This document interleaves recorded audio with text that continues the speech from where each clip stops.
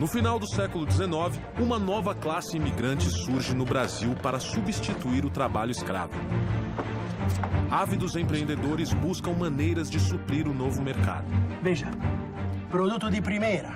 Controlando a manufatura e o comércio de seus produtos, um desses empreendedores torna-se um dos homens mais ricos e poderosos do Brasil. Francesco Matarazzo. Hoje eu sou o maior comerciante de farinha de São Paulo. Com um moinho, eu vou ser o único fabricante. A construção de seu imponente moinho é um marco nacional e contribui decisivamente para o desenvolvimento do Brasil.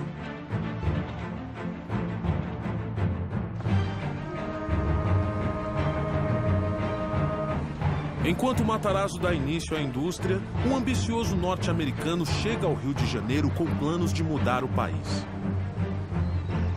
Seu nome? Percival Farquhar.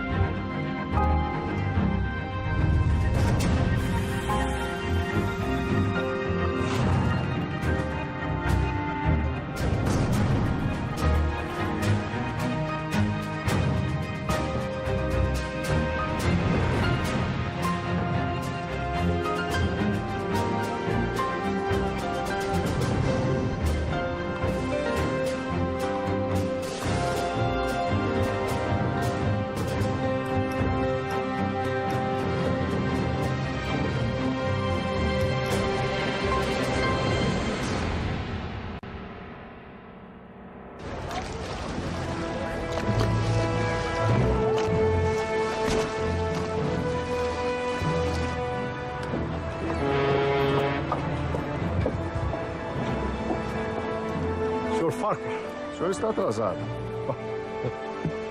Bem-vindo ao Brasil. Como é que foi a viagem? Como todas as viagens, Sr. Marquês. Por favor.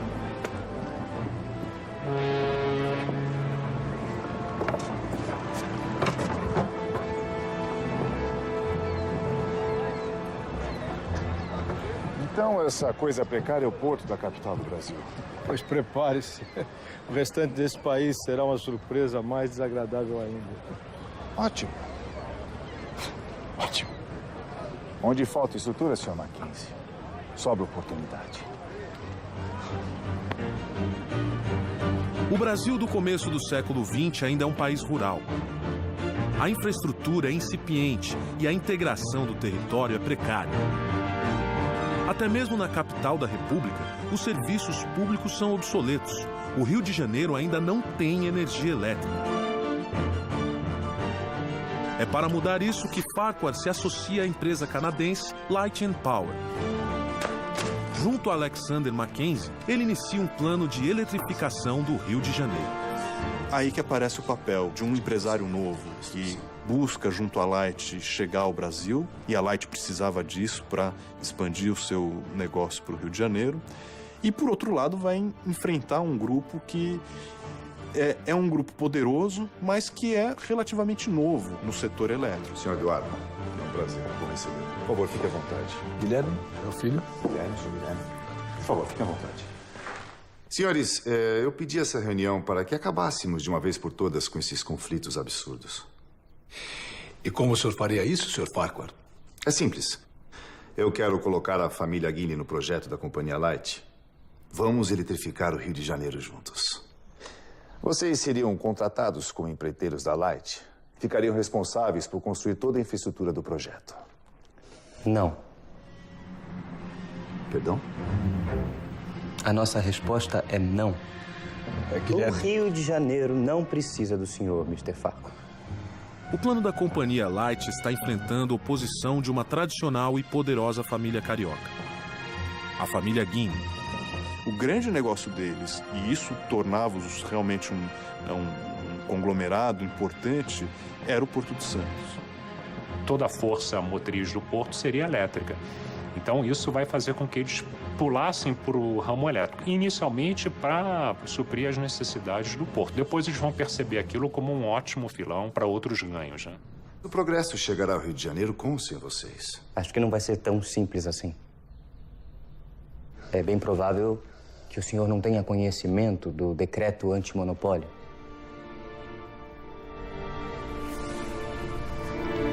As concessões de eletricidade que o senhor pretende comprar vão contra o decreto. A sua companhia será impedida de funcionar e nada sairá do papel. Entendo. Bom, senhores, obrigado pela visita. Do Brasil, cuidamos nós. O que a gente observa é que o mundo inteiro está sendo, assim, colonizado pela energia elétrica. Quando a Light se instala, aí nós temos uma relação de capital estrangeiro e capital nacional. Menino Guilherme tem razão, Percival. O decreto antimonopólio vai ser um problema. Não se preocupe, Mackenzie. Eu já sei o que fazer. Vamos comprar todas as concessões de energia da cidade. Vai ser inútil. No decreto, essas concessões não valeriam nada.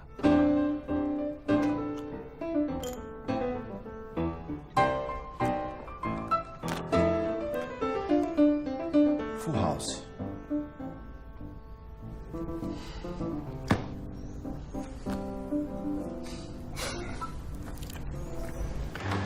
Não faz sentido algum. Farquhar está jogando dinheiro fora.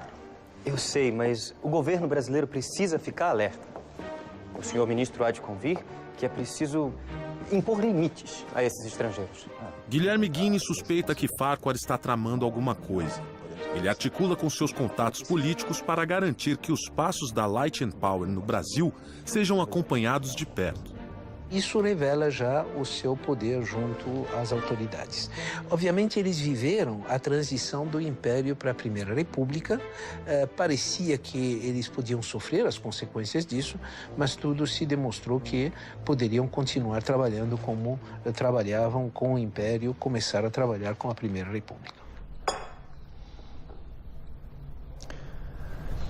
Temos ser portador de más notícias, Sr. Farquhar. A companhia Light infringiu o decreto antimonopólio do governo brasileiro. Portanto, a partir de agora, a sua companhia está impedida de prestar serviços de fornecimento de energia elétrica para o Rio de Janeiro. É uma pena. Pensar que uma cidade tão importante como o Rio de Janeiro ficará sem energia elétrica me deixa entristecido. Afinal, eu detenho todas as concessões e não posso usá-las. Teremos que deixar o Rio de Janeiro no escuro por muitos e muitos anos, Sr. Miller. E é provável que todas as outras cidades no Brasil estejam eletrificadas. Enquanto o Rio, a capital da República, permanecerá nas trevas. Poderá até ser conhecida como a capital das trevas. Seria hilário, não seria, Sr. Ministro?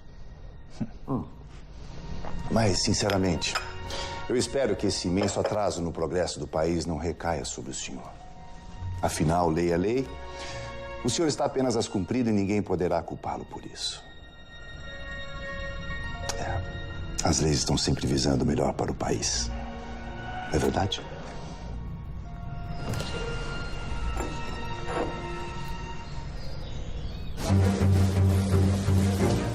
Senhoras e senhores, muito obrigado pela presença de vocês aqui hoje. Hoje é um dia muito especial para o Rio de Janeiro, que finalmente sairá das trevas. O decreto antimonopólio é derrubado. A eletrificação do Rio de Janeiro começa e tudo está nas mãos de Farquhar. Bem-vindos ao progresso.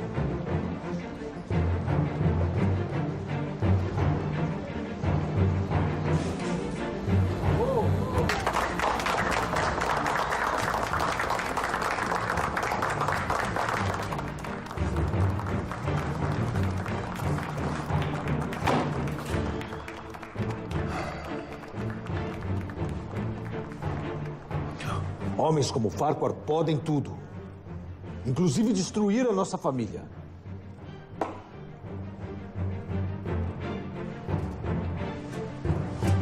Missão cumprida, Percival. Você conseguiu. Isso é só o começo, meu caro. Tem outros planos para o Rio de Janeiro? Eu tenho planos para todo o Brasil.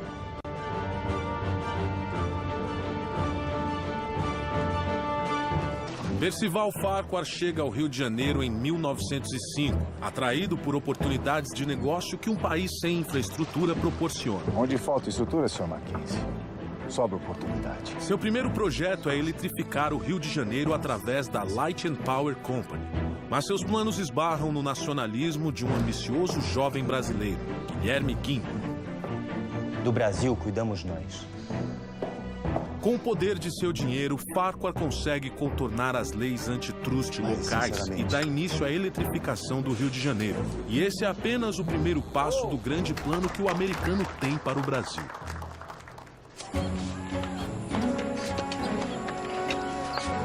Meus planos para esse projeto terminam aqui, Mackenzie. Deixa o Rio de Janeiro comigo. A Light dá início às obras da usina de Lages, a maior da América Latina, capaz de fornecer energia para todo o Rio de Janeiro. E Farquhar volta as atenções para seu outro projeto. Frank Egan aqui e eu vamos construir uma ferrovia. Ou melhor, algumas ferrovias. O plano de Farquhar é gigantesco. Um conjunto de estradas de ferro para interligar todo o continente americano. Fazer um eixo que ligasse norte a sul as ferrovias, atendendo à construção de um mercado interno que estava em formação. Sim, nós vamos cortar todo o Brasil, começando os trabalhos simultaneamente pelos dois extremos. É um belo projeto. Mas e a Sorocabana? Sem ela, a ligação entre o norte e o sul do país será economicamente inútil. Não se preocupe, Mackenzie. Eu já tenho planos para consegui-la. E você, meu caro, faz parte deles. Farquhar pede que Mackenzie negocie a compra da Sorocabana com o governador do estado de São Paulo. O senhor está pensando em português? Sim, quer fazer a integração da América Latina toda. E a ferrovia Sorocabana, por atender uma região importante do estado de São Paulo e fazer a sua ligação com o sul do Brasil, seria estratégica nesse sentido. Enquanto isso, Farquhar vai para a Europa levantar o dinheiro necessário para a compra. Sr. Farquhar, telegrama do Sr. Mackenzie. Obrigado.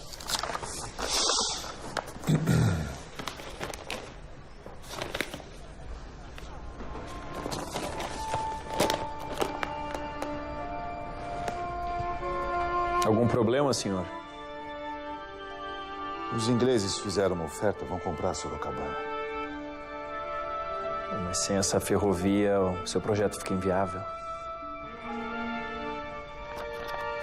Frank, me dê o Jornal da Manhã.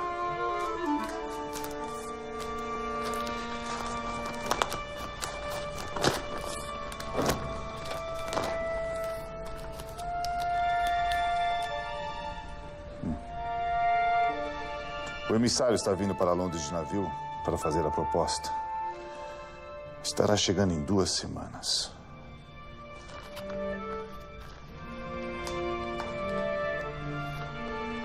E qual o plano?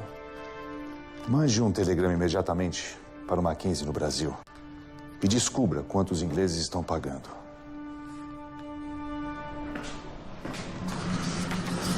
Conseguiu? Mackenzie utiliza seus contatos para descobrir o valor da negociação da Sorocabana.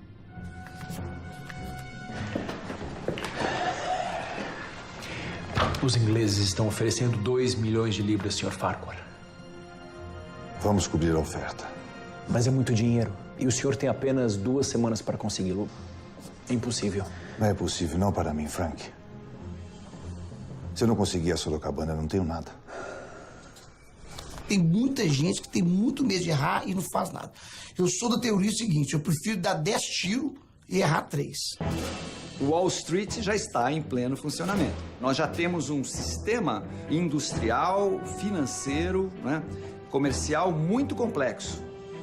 Farquhar consegue quase todo o dinheiro. Mas ainda falta uma parte. E só lhe resta uma opção. O Banco da Escócia.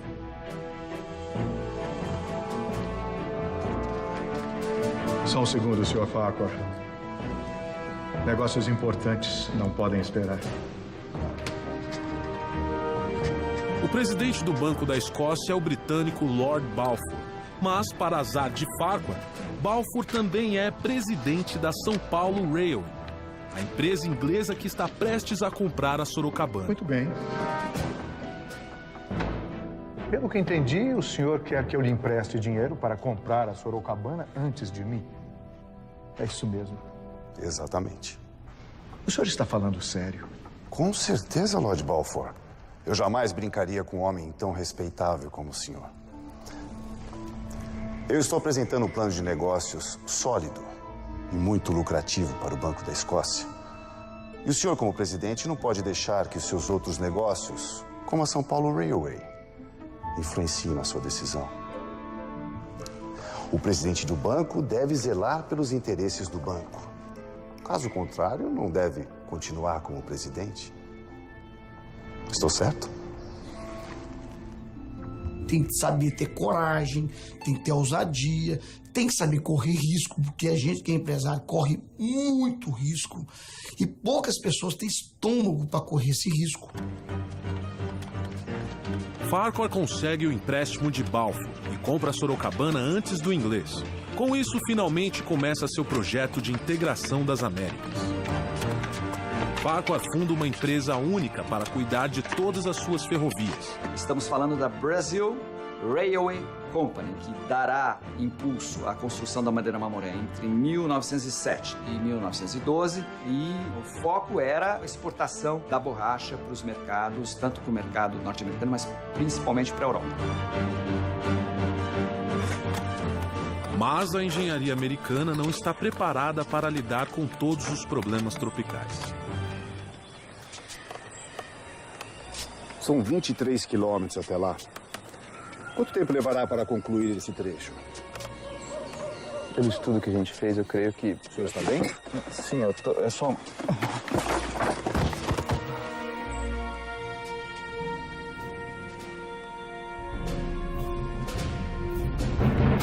Belo projeto. Percival Farquhar dá início à grande obra de sua vida. Uma malha ferroviária integrando as Américas. Nós vamos cortar todo o Brasil, começando os trabalhos simultaneamente pelos dois extremos. Mas a impossibilidade de conseguir a concessão da ferrovia Sorocabana quase coloca tudo a perder. Com sua habilidade de levantar capitais, Farquhar consegue comprar a Sorocabana e inicia as obras da sua grande ferrovia. Mas depois de superar os obstáculos políticos e financeiros, ele se depara com um inesperado desafio tropical.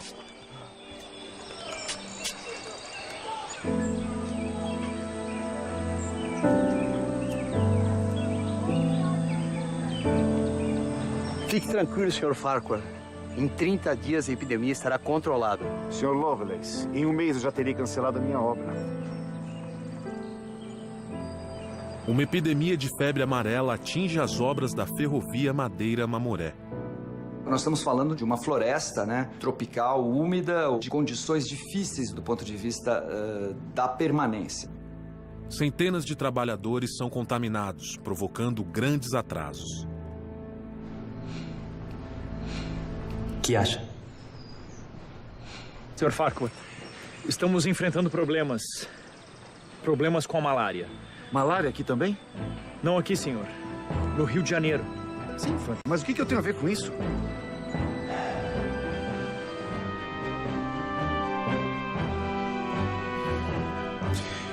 Eu tenho minhas dúvidas, Guilherme. É a estratégia perfeita. Com isso, nós vamos parar a obra da usina de Lajes. Espero que você saiba o que está fazendo. Nós não podemos ter uma nova derrota pública para o Farquhar. Não tem com o que se preocupar. Será o fim de Percival Farquhar. Ele tinha essa capacidade de lidar com imprensa no bolso, né? Enfim, brilhante nesse aspecto. Guilherme Guiney planta uma história na imprensa de que a epidemia de malária no Rio de Janeiro está sendo causada pela usina de Farquhar. Se a obra da usina for paralisada, os planos de Farquhar de eletrificar a capital da República serão destruídos. Para rebater as acusações de Guiney, Farquhar convoca o médico sanitarista Oswaldo Cruz. Oswaldo Cruz é um antigo aliado dos Guiney. Ainda assim, Farquhar sabe que Cruz é a pessoa mais adequada para cuidar do assunto.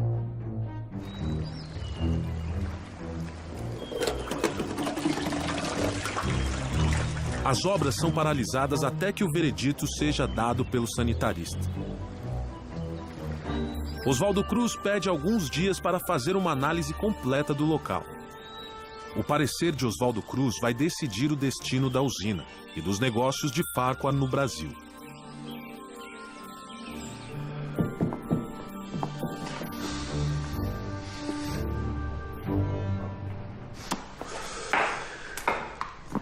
O que ele disse?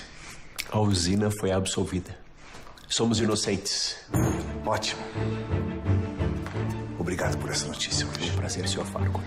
É inacreditável. Eu não consigo entender por que Oswaldo Cruz nos trairia dessa forma. Ele não traiu ninguém. Oswaldo Cruz fez o que tinha que fazer. Chega de jogar o nome da nossa família na lama. Você vai para Salvador, Guilherme. E vai ficar por lá. Então, Guilherme ganha o direito de representar os negócios da família Guinea em Salvador. Ou seja, prêmio pra lá de consolação.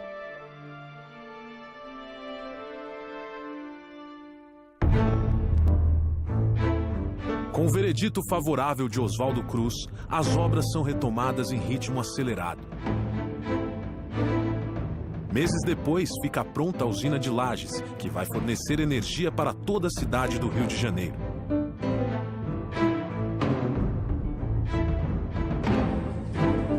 E Farquhar, triunfante, volta suas atenções para a Brazil Railway. Impressionado com a integridade de Oswaldo Cruz, Farquhar chama o médico brasileiro para cuidar da febre amarela no trecho Madeira-Mamoré, passando por cima de seu conterrâneo, Carl Lovelace. Oswaldo Cruz produz um relatório indicando medidas que amenizam o problema da febre amarela. As obras são retomadas. É o início da Era de Ouro de Farquhar. Ele foi um grande capitalista, né? De ferrovias, de portos, de transportes urbanos e tantos outros empreendimentos que ele tinha simultaneamente em várias capitais brasileiras, né? Seu império está crescendo. E nada parece capaz de parar Farquhar.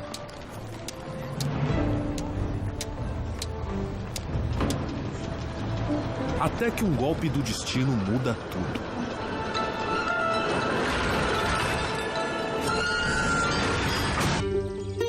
Farquhar começa a construir sua malha ferroviária, mas um surto de febre amarela atrasa as obras. Para piorar, sua usina de Lages sofre ataques na imprensa, orquestrados por Guilherme Guinea. Será o fim de Percival Farquhar. Farquhar resolve seu problema com a ajuda inesperada de um antigo aliado da família Guinea. O empreendedor americano está prestes a criar um império financeiro no Brasil, até que um acidente em Salvador ameaça acabar com seus planos. O bonde!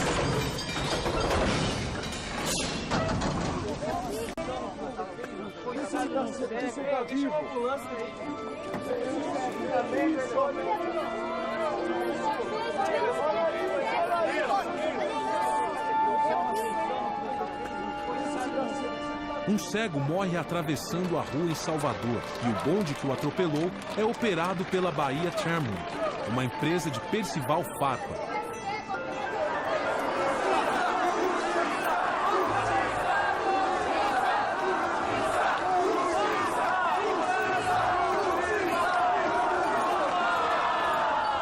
A morte acidental causa revolta em toda a cidade e a população protesta nas ruas contra a Bahia Tramway, o americano que está por trás dela. Que exagero. Foi um simples acidente, isso. Trágico, sim, claro, mas nada além disso. Farquhar se reúne com o ministro das Relações Exteriores, o Barão do Rio Branco, em busca de uma solução para o caso. O governo precisa enviar as tropas imediatamente. As coisas estão saindo do controle. E eu exijo que meu patrimônio seja protegido. Eu sinto informar que o governo não vai interferir na questão, Sr. Farquhar. Então quem vai?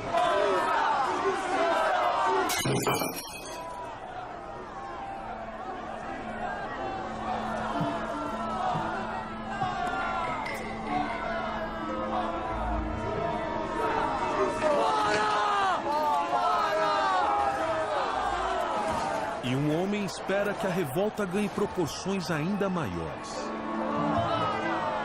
Ele se aproveita desse momento para mostrar a insensibilidade do capitalista estrangeiro, que tratou muito mal daquele acidente, e da sensibilidade do capital nacional. Esse é um caso onde se demonstra o senso de oportunidade do Guilherme. Aproveitando a crise, Guilherme consegue tirar a concessão dos bondes de Farquhar em Salvador. A Light and Power perde seus negócios na cidade e a imagem de Farquhar fica profundamente arranhada.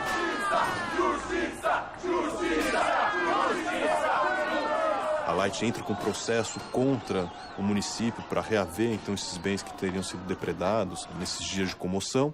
A Light chega com uma conta no município e o município fala, olha, de multa que você tem pela prestação de maus serviços é praticamente o mesmo valor ou maior do que o valor que você está nos apresentando. E aí é o espaço para o Guilherme Guinle expandir os seus negócios. O sucesso da campanha contra Farquhar traz Guilherme de volta à confiança de seu pai. Ele retoma os negócios da família em São Paulo e no Rio de Janeiro. Mas sua cruzada contra Farquhar ainda não terminou.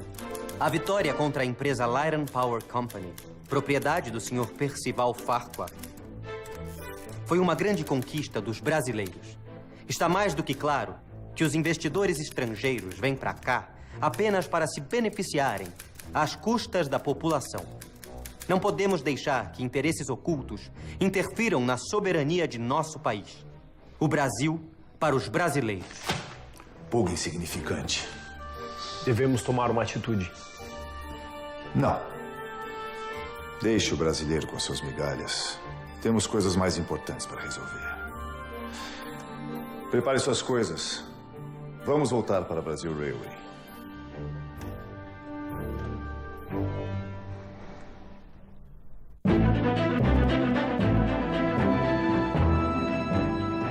Senhoras e senhores, eu queria agradecer a presença de vocês aqui hoje. Farquhar consegue inaugurar o trecho Madeira-Mamoré em 1912. O foco era a borracha, quer dizer, o látex. Essa extração, então, depois é concentrada, é levada para algumas vilas, para algumas cidades, né? E transportada, através da ferrovia, até navios de grande calado. A navegação se fazia, então, através do Rio Madeira, depois do Rio Amazonas, até Belém do Pará. Então, o Farquhar estava, vamos dizer, envolvido em vários e vários investimentos, né? Porque nós, os brasileiros, serão o futuro. Muito obrigado a vocês.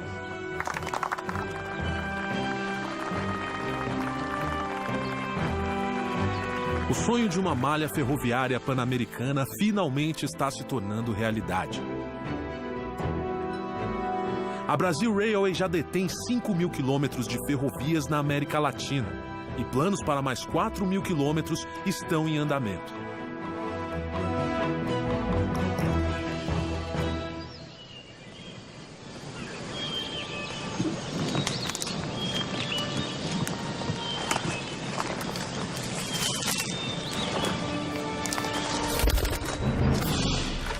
Pelotão, alto. Cabo. Quanto falta até aí, Dani? 5 quilômetros, senhor. Ótimo. Aqueles rebeldes não vão nem ver o que os atingiu.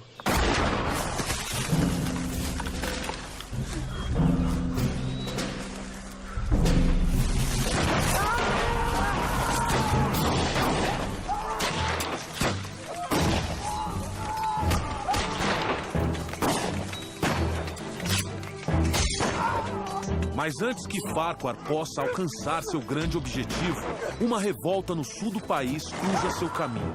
Estoura uma guerra civil e no centro dela está a Brasil Railway. Um dos bondes de Percival Farquhar atropela um cego em Salvador, causando uma revolta anti-americana na cidade. Insuflada por Guilherme Guinle, a sociedade baiana exige a punição de Farquhar, que é expulso da cidade. Guilherme retorna vitorioso para o Rio de Janeiro, pronto para continuar atacando o americano. Farquhar abandona o Rio e retoma os trabalhos da Brazil Railway, visando completar a ligação das Américas. Mas um conflito no sul do Brasil coloca em xeque seu sonho de controlar os meios de transporte de todo o continente.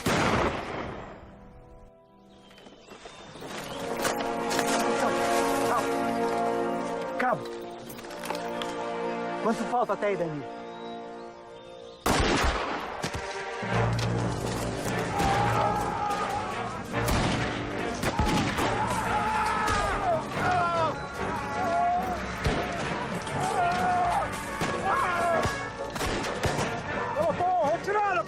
Retirada! Vamos!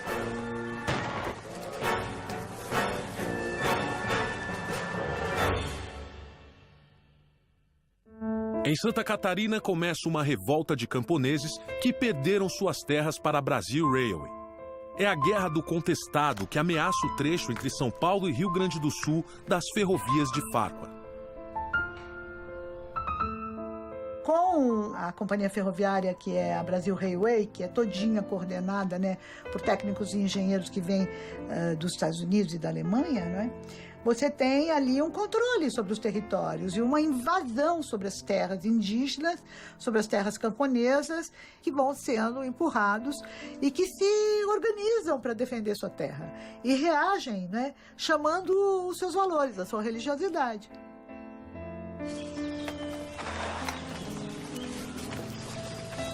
Sem ter noção do real tamanho do movimento, as tentativas iniciais do governo para conter os rebeldes são violentamente derrotadas.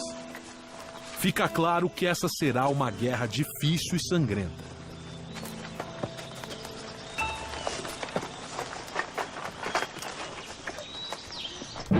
Farquhar apela para um velho conhecido, o novo ministro das Relações Exteriores, Lauro Miller. Nós estamos negociando, mas a situação é delicada.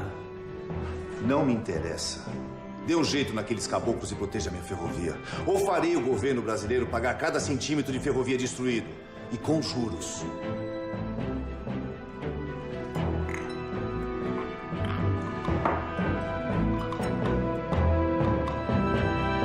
Lauro Miller ajuda Farquhar enviando tropas federais para reprimir a revolta. Nós temos o exército brasileiro deslocado para bater mesmo fortemente nessa população que impedia a modernização. Mas nem mesmo as tropas mais experientes conseguem vencer os rebeldes.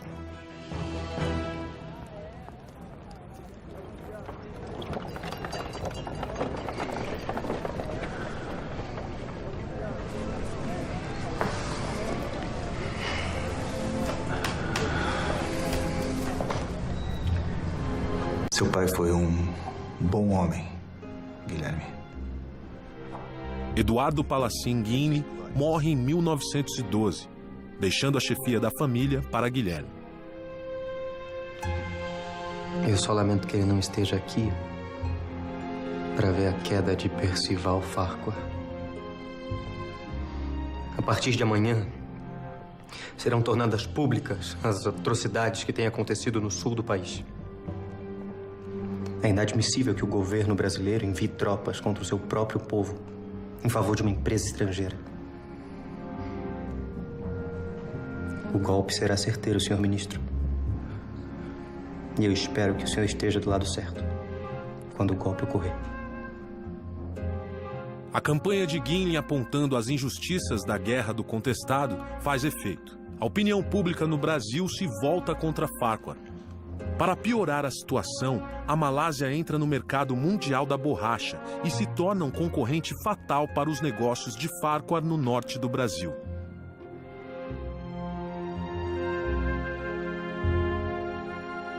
A partir desse momento, o Farquhar vai ter, acho que, talvez um primeiro grande baque, né, nos seus negócios. Esse país foi um erro. Todos os meus negócios estão ruindo. Nem todo, Sr. Farquhar. A Brazil Railway continua operando no azul. Você verificou os relatórios mais uma vez, Iga? Tem certeza dos números? Certeza absoluta. Aquela ferrovia está em meio a uma guerra. Eu não consigo entender como ela pode estar dando lucros. É uma empresa sólida. E vai ser minha salvação. Percival, é melhor você pensar bem no seu próximo passo.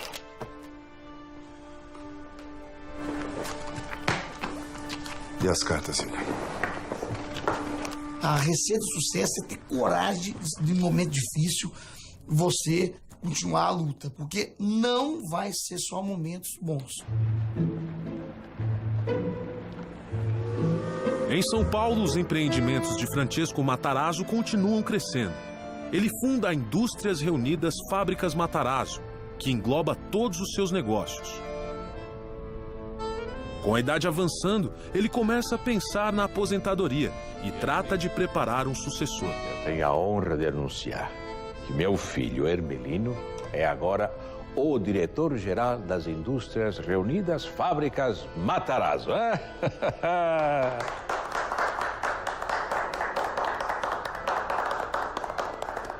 Agora, o chefe da família é você.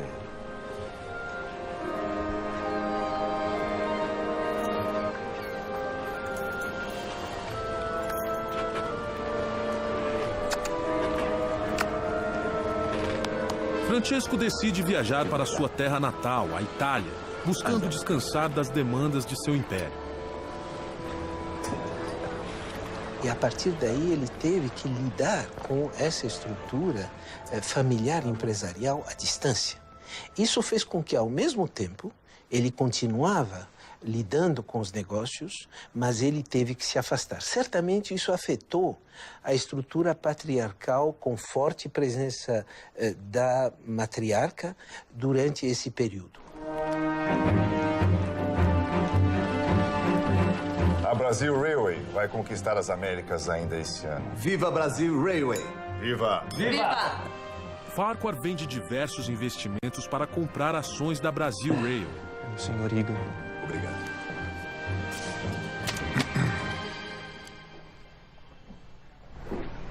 Algum problema, Percival? Não. Tudo bem, o jantar está servido. Bom apetite a todos. Obrigado. Egan havia mentido nos relatórios financeiros. A Brasil Railway está quebrada. Farquhar dá sua última cartada e tenta empréstimos na Europa para salvar seu império. O Farquhar, ele tinha uma capacidade de convencimento dos investidores estrangeiros, então nos mercados em Paris, em Londres, em Nova York. O Brasil sempre teve um grande problema na área de investimento, né? Então você tem que ser criativo, inovador para poder conseguir financiamento. Com a promessa de um empréstimo, Farquhar retorna ao Brasil. Bom rever um velho amigo nesses novos tempos. Voltei para recomeçar. Então você não ficou sabendo? O quê? A guerra começou. Em 1914, estoura a Primeira Guerra Mundial.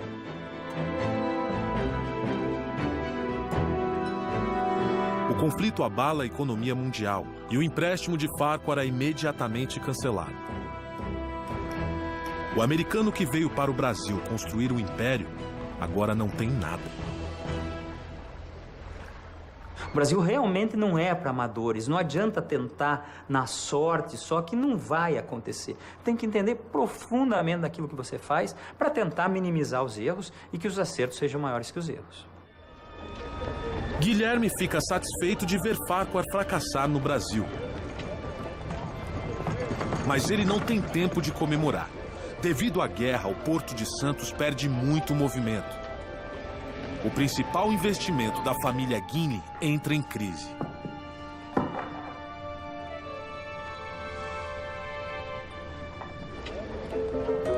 Enquanto a maioria sofre durante a Primeira Guerra Mundial, um imigrante italiano está determinado a lucrar com ela. Giuseppe Martinelli chegou ao Brasil pobre, mas cheio de ambição. Em alguns anos, fez fortuna no país, importando principalmente bebidas.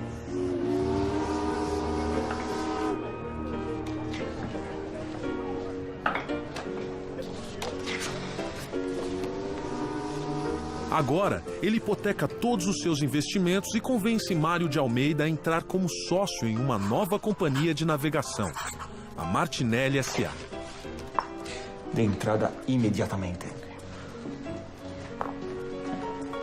Tem certeza que é uma boa ideia, Martinelli? Temo que aproveitar a guerra, Almeida. Não fugir dela.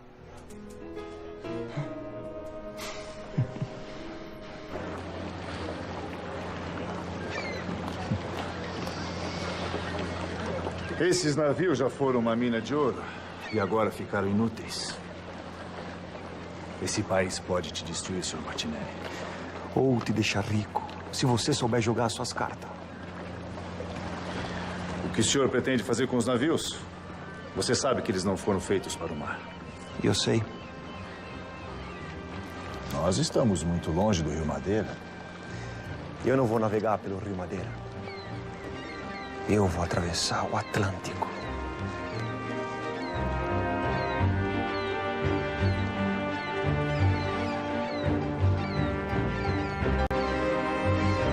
Martinelli reforma os navios fluviais, preparando-os para atravessar o Atlântico em meio à guerra. O risco é imenso, mas Martinelli é homem de altas apostas. Ele não permitirá que uma guerra mundial fique em seu caminho.